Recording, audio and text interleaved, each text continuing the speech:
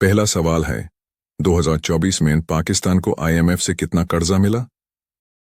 और सही जवाब है बी, $3 अरब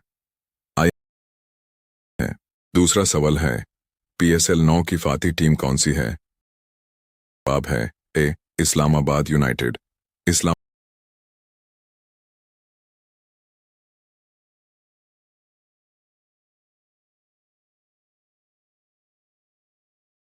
जीता है।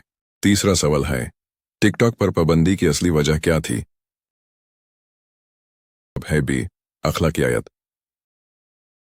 चौथा सवाल है 2024 के इलेक्शन में पाकिस्तान की सबसे बड़ी पार्टी कौन सी जीती? ए, PTI। PTI ने। पांचवा सवाल है पाकिस्तान में महलियां कितनी हैं? ए, 20%, बी, 30%, सी, 40%। सही जवाब है बी, 30%। पाकिस्तान में महलियां 30% है।